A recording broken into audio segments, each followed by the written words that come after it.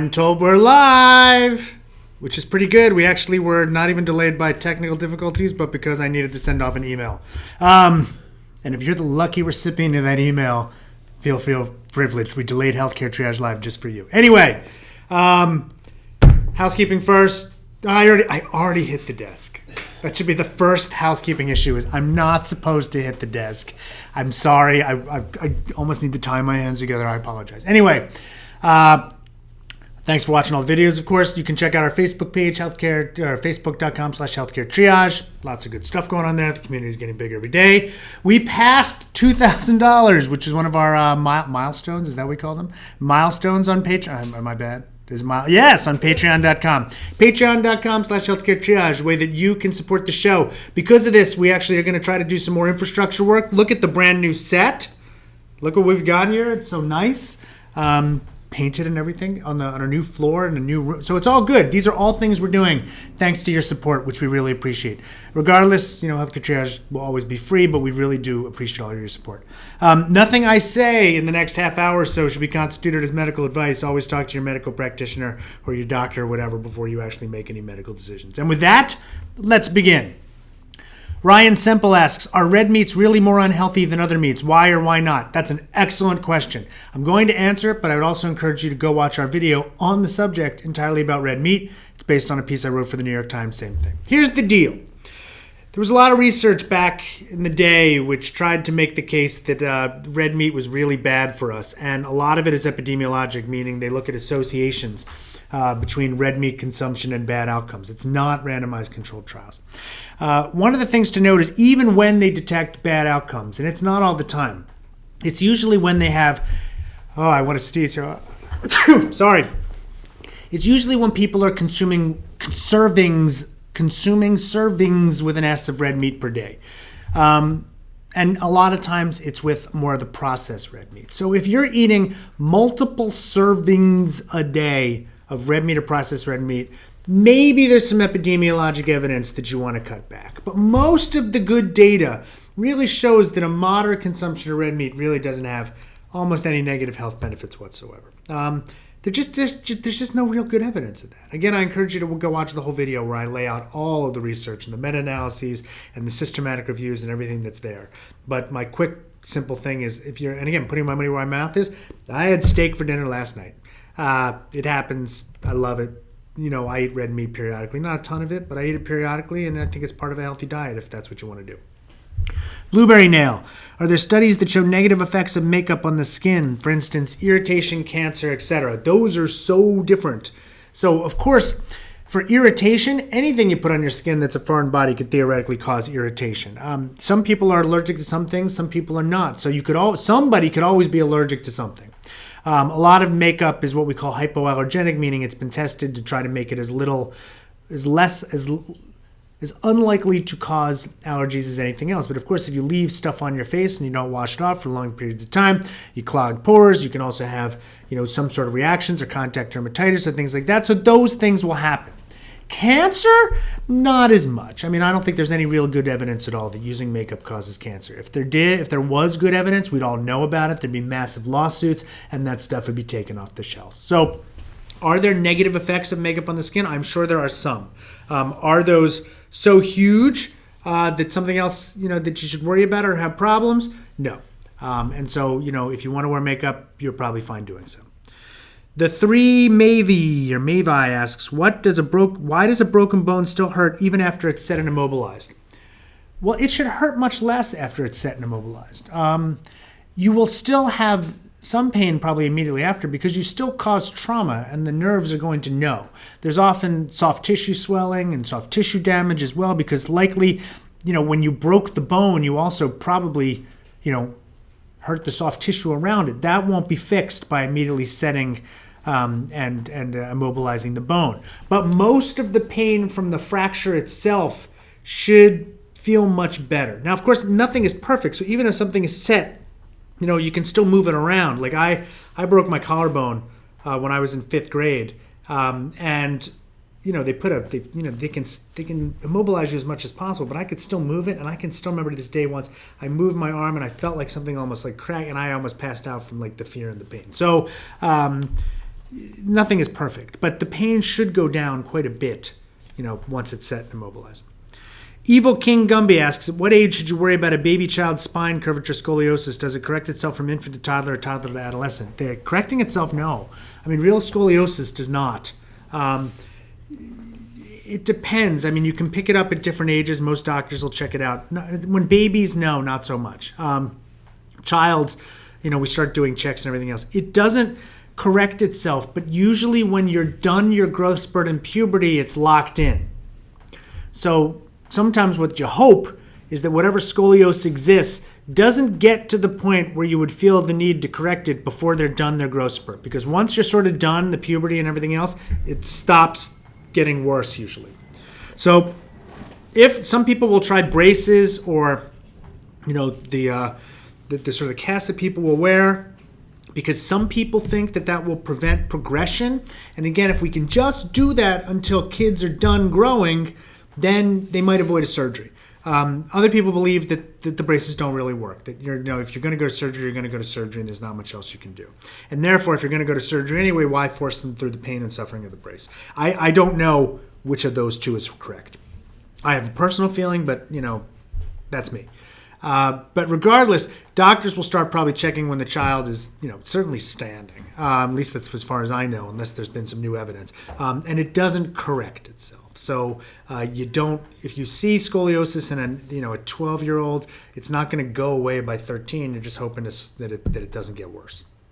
Cameron C. Are moderately or heavily processed vegetables like tomato juice or Harvest Snaps branded Snappy Crisps an adequate source of daily vegetable intake, or should they not be considered a real vegetable?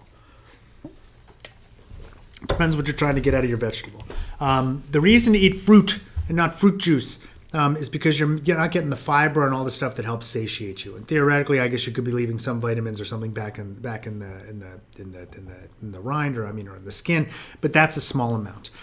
The reason that apple juice or even tomato juice isn't recommended as highly is because it's not so filling. It's almost sort of like empty calories. Well, tomato juice less than apple juice, but you're not sort of filling up, and that's often what we would like you to do when you eat vegetables. Snappy Crisps, on the other hand, I'm going to guess that those are like those things that are fried. And so if you take like a pea pod and you fry it, then you're not really eating a vegetable anymore. I'm being facetious there. It's still a vegetable, but that's doing something completely odd and different at that point. And so I don't know that I would feel quite the same way.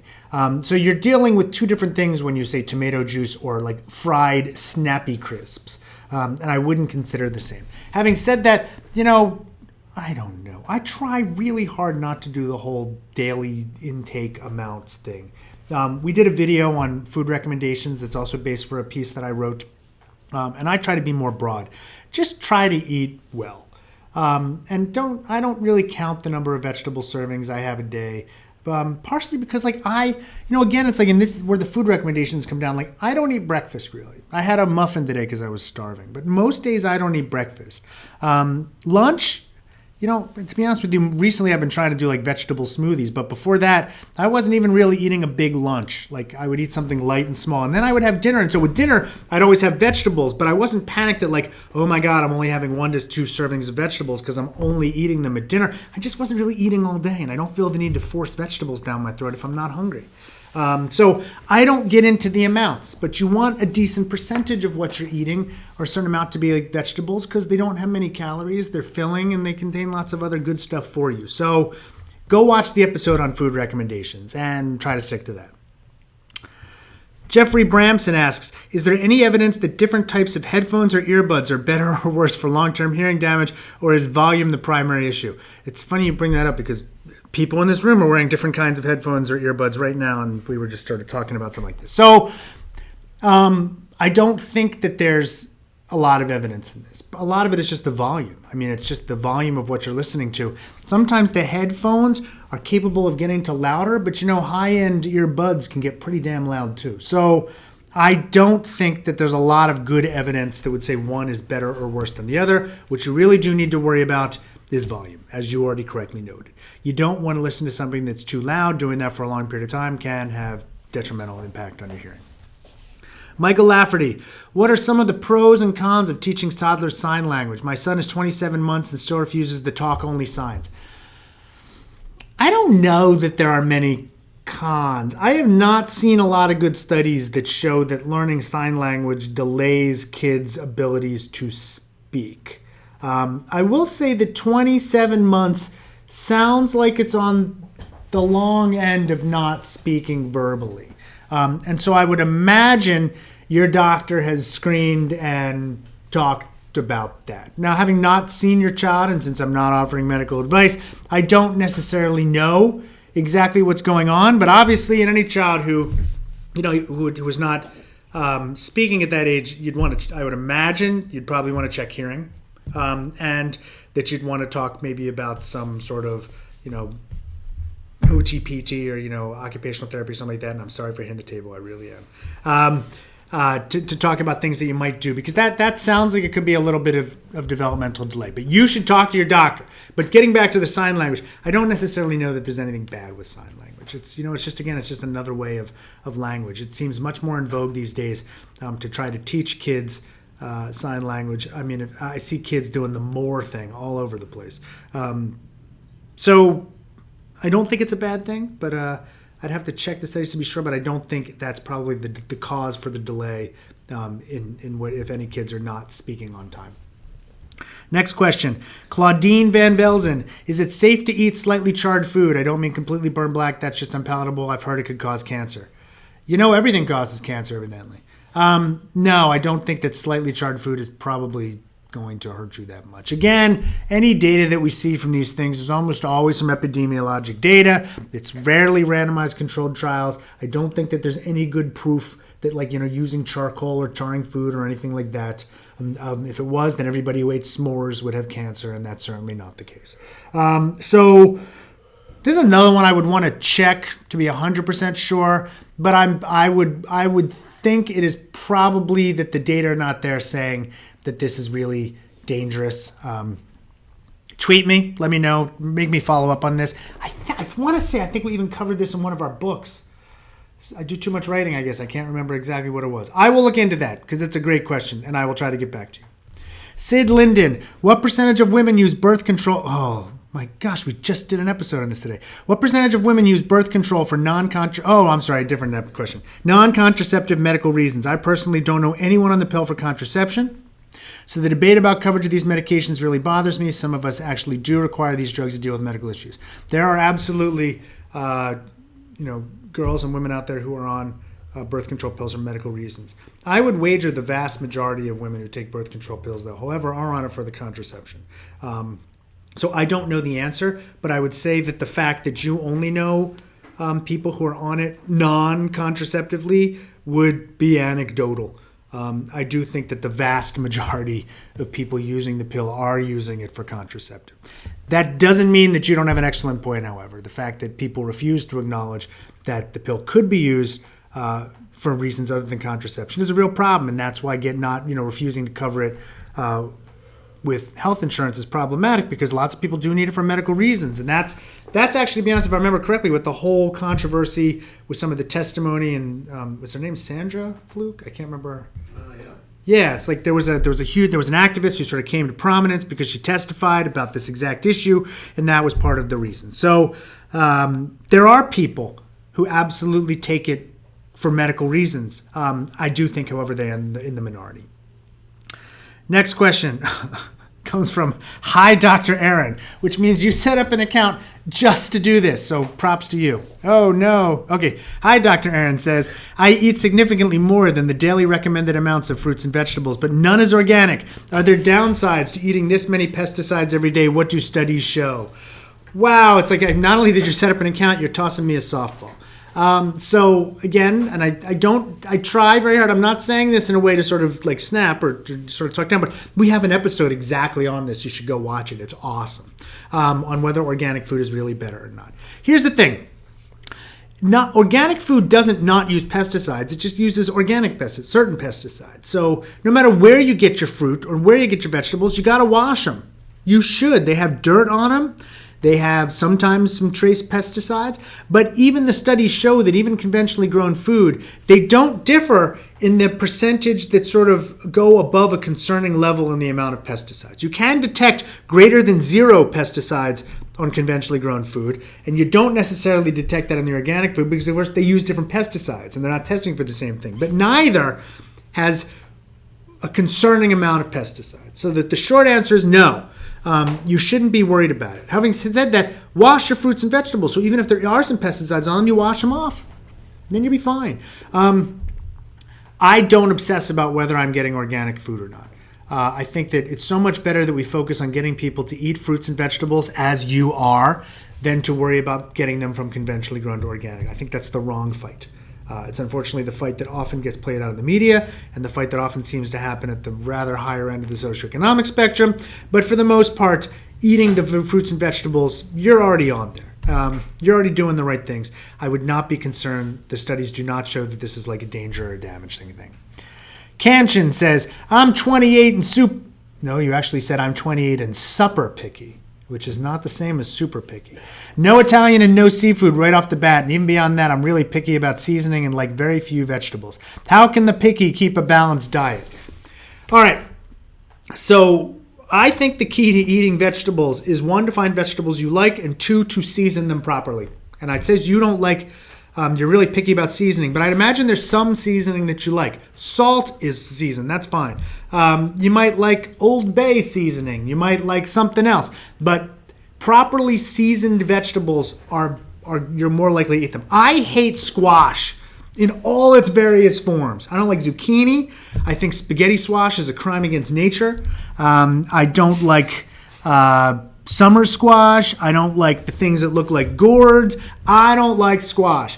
And people put squash in everything. Ugh, it's just the texture, everything. I'm not a big eggplant fan either. Unless my wife slices it incredibly thin and then bakes it till it's crisp and maybe a little bit of like really low-fat Parmesan cheese or something like that. Then I love them. And then it's great, especially when you dip it in marinara sauce, which has almost like, again, no calories and is really good for you. And she makes that every once in a while. I won't eat when you put that stuff over summers or like spaghetti squash. I won't touch it. But if that's how I like eggplant. It's the only way I'll eat eggplant. I like broccoli. I like string beans. I like green vegetables. I do not care for cauliflower. I can't stand squash. The other things I don't. So I eat the things I like. And then I'm good with it. And especially if you season it well, especially I like spicy. Anything seasoned spicy, I'll eat too. So work on the seasoning.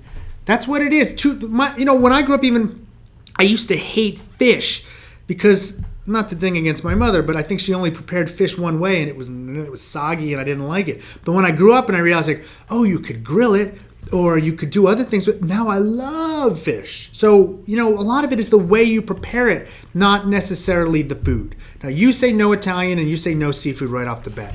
I would still encourage you to try different things. Those are 2 different ways of cooking. You don't have to like Italian. You could eat vegetables stir-fried. You could eat vegetables any other way that you like with the right seasonings or soy sauce or maybe you're a salty, maybe you're a spicy, whatever it is. Experiment. And I bet you find some way that you'll like to eat them. Vanja Pejovic, does vitamin D help with healing broken bones? What is with you guys in the vitamin D, man? Everyone's trying to find a way to eat vitamin D. I don't know why everyone is so worried about it. I can't tell you how many episodes we've done on how vitamin D fails to make any difference. We did one last week. I think it was Healthcare Triage News, or maybe it was 2 weeks ago. Having said that, vitamin D would only help healing broken bones if you were vitamin D deficient. And if you're vitamin D deficient, then I suppose absolutely you should try to eliminate your vitamin D deficiency. Although, as we discussed 2 weeks ago or last week in Healthcare Triage News, even with women who are vitamin D deficient who were not yet to osteoporosis, correcting the vitamin D deficiency with medication made no difference in bone outcomes or quality outcomes. So I don't even know. I just don't know. I don't even know that taking vitamin D would help with it. But it seems unlikely. If you're a normal human being without any kind of vitamin D deficiency, eating a good diet, you have no reason to take vitamin D to help heal your broken bones. Your body should be incredibly good at healing a broken bone. Bodies do it all the time.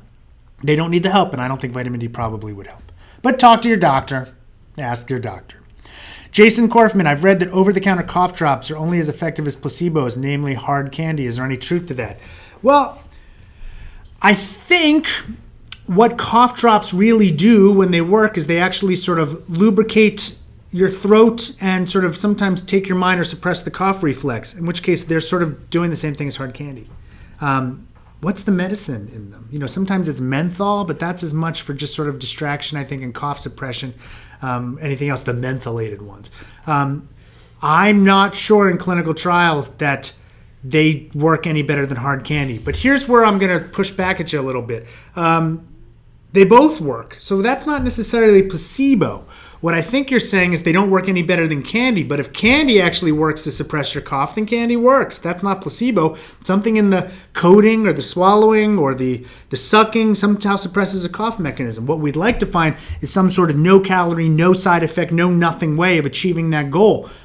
If you find it and you get it, I wouldn't call that placebo. I'd call that working. Hot tea will make your sore throat feel better. That's not placebo. That can be just the way it works. Sometimes spicy food or capsaicin can work to reduce pain. That's not placebo. That's the mechanism of capsaicin. So I wouldn't necessarily call this placebo. I would say, however, that it is possible that over-the-counter cough drops don't work any better than hard candy, but that's because they both work.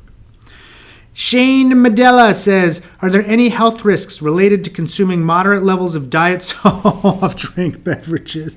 I know aspartame doesn't have long-term effects on health, but what about other ingredients in diet soda?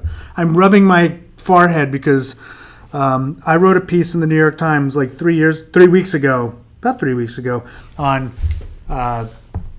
artificial sweeteners versus sugar, which sort of mirrored what I'd done in the previous healthcare triage episode on it. And I received more hate mail and negative feedback over that than anything else I've ever written ever. I think many people believe that by my saying that my kids can have diet soda every once in a while, I'm history's greatest monster. And I'm loath even to touch this topic because of the damage I can have. But anyway, No, there don't appear to be any known health risks related to consuming reasonable amounts of diet soft drinks. There's epidemiologic evidence, which turns out to be flawed again and again and again. You can find that people who have artificial sweeteners might have higher levels of this or that, but you can find tons of other studies that say no. And in the randomized controlled trials that do exist, people lose weight, a tiny bit of weight when they're on the artificial sweeteners, and they gain a tiny bit of weight when they're on the sugar. So if I had to choose between the two, I tend to go with the diet soft drink. I don't drink that much soda, but I put sweet and low in my coffee every once in a while. So, that's where I get my artificial sweeteners. Having said all this, many of you are going to start screaming immediately, what about that Nature study which was published, I can't remember, was it earlier this year or last year, which proved that consuming artificial sweeteners leads to metabolic disorders and or diabetes. All right. That Nature study was actually, or the Nature publication, I should say, was a combination of multiple studies. Most of them were rat studies. And one of them, they took rats, they gave a bunch of them the maximum recommended dose of artificial sweeteners. They gave the other one sugar. They found that the rats with the artificial sweetener had different levels of certain types of bacteria in their guts. And they also found that those rats sometimes had a more difficult time with sometimes glucose metabolism. They found that doing transfers of the bacteria from one to the other could transfer that glucose metabolism. And so they did all kinds of rat studies that said, yeah, maybe there's some microbiome differences and maybe there's some short-term or long-term glucose absorption changes. I don't know. The next big thing with that study was they did a almost completely uncontrolled cohort study of people who are otherwise healthy, and then said, do you or do you not consume artificial sweeteners? And they measured bacteria in their guts. They found there were associations between whether they did or did not have artificial sweeteners and what bacteria were in the guts. Uncontrolled, no racial controls, no sex controls, no nothing else. So I don't even know what to make of that. It was like 300 people in the study. It's a small cohort study anyway. But the big thing, the one that made everybody stop and go, oh my God, it's the end of days. They followed 7 people for 6 days who didn't otherwise have artificial sweeteners, and then they fed them artificial sweeteners for 6 days, and then they showed that those people had different levels of bacteria in their guts, and some of them had some new spikes that they could see about glucose metabolism. You cannot make any long-term conclusions about how artificial sweeteners affect human beings by following 7 people for 6 days. It's hard to even do validity checks on that. So let's recap. That study had like a bunch of rat studies and we know, watch the video, you can't translate that into human beings necessarily. An uncontrolled cohort study that's on the smaller side, and a prospective uncontrolled study of 7 people for 6 days. I don't think that can be weighed against the massive amount of epidemiologic and otherwise randomized controlled trial data we have in actual human beings over a long term, say like months to years. So that nature study did not sway me. I think that it's worthy of further follow-up and further study, but there's so much in there we don't know. Why do multiple kinds of artificial sweeteners, which are all different molecules, affect the bacteria in the guts the same ways? What does bacteria in the gut have anything to do with sugar anyway? If that were true, every time we took an antibiotic and killed off bacteria in our gut, our sugars should go all out of whack. That doesn't happen. We have no idea how these things correlate, why they correlate, what are the long-term deficits, and a lot of these are on process measures, like measuring glucose metabolism, not real outcomes that people care about, like whether or not you get diabetes, whether or not you gain weight, whether or not you have heart attacks, whether or not you die. So I still think that the evidence after my long rant here would show that aspartame doesn't really seem to have, or at least we don't know of the long-term health effects. We do know them with sugar. And so if you had to pick one or the other, you know which way I'd go. If you want to go with neither, I'm perfectly fine with that. And I think that that's great too. Go watch the Healthcare Triage, go read the article. There you go. Shadebug says, I'm training for a triathlon, but when I spend any useful amount of time on an exercise bike, my penis falls asleep. Am I at risk for reduced sperm count, erectile dysfunction, anything falling off? Well, okay. First of all, recognize that your penis and your sperm count are 2 different things. Well, yeah, I'm sorry, I just saw that. The penis is not where you get your sperm. You get your sperm in your testicles. So that's where your sperm count's going to happen. Changes to your penis wouldn't. Your penis is falling asleep because, like with the rest of your body, when you sort of deprive blood flow a little bit, the nerves start to go a little, and that's when something falls asleep. It means you should shift and restore blood flow. You don't want it to fall asleep so badly that it starts getting necrotic or really doesn't have blood flow. So it's giving you a signal that you should probably look at a different seat or shift because, you're not getting the great blood flow, but I wouldn't necessarily be worried about your sperm count. I'd be worried that you could, eventually cause some maybe muscle damage in your penis. It's probably very unlikely. I don't think I've heard of this happening, many times in people who bike quite a bit. But, shift, move around, get up every once in a while, and, maybe find a different bike seat. I think we're running out of time, so I'm going to try to zip through some of these and we'll see how far we can get. Cherish Inman says, a bunch of people I know develop shingles in our 20s. Should these young people be concerned with the risk of shingles recurring more so than older people develop it? I would say yes. If you've had shingles already, shingles, of course, is zoster, which is really chickenpox reactivating in your body, because once you get chickenpox, you don't get rid of the virus. It just goes deep to live in your nervous system, and every once in a while it can come out. That's shingles. We should maybe do a whole episode on that. I would talk to your doctor. Charlie Tuba, could you say something about the importance of blood donations? I'm doing a double red cell donation today at the Red Cross. They're immensely important. They save lives. If you can give blood, you absolutely should give blood. You will make a huge difference in someone's life. Varun Payzerner said, you said in your nutrition recommendation video that no guidelines are supported by RCTs. Why are RCTs difficult to do in nutrition? Well, partially it's because we can't dictate what people eat. You can't force them. It's very easy to tell people what to eat, but if you can't stick to a diet when you really want to, imagine how hard it is to stick to a diet when someone else is just telling you to do it for science. So it's hard to do. It's hard to get people on it. It's hard to track them. It's hard to keep them in the studies, and they're very, very, very, very expensive. Millions of dollars probably for each one. All of that makes it hard to do. Underworld Jam, what do you think about the new American Psychological Association study saying video games cause violence in real life? And do you think they cause violence? Thanks. I'd encourage you to read that study more closely. I don't think it says they cause violence. It says they cause aggression. And there's a big difference, of course, between aggression and violence. In fact, I think they explicitly say that they are not saying that there's a definite link between video games and absolute in-the-world violence, but that it's aggression. This is another one that I can't answer in 2 questions. I will say that this was a review of the evidence. It didn't really change my views that much. I think again, a lot of it is, adults and aggression, and we can quibble about aggression, positive and negative. And I think that lots of people would say that video games can be associated with higher levels of aggression. I'd say that but I do agree with one thing they say. There's a gazillion things in the world which are related to aggression. And video games are probably one of them. And I think that's reasonable, which doesn't mean ban video games. It means be cognizant of the many, many things in the world that can or cannot cause aggression, and mediate and moderate those in your life so that you don't have a bad outcome. And that I will agree with.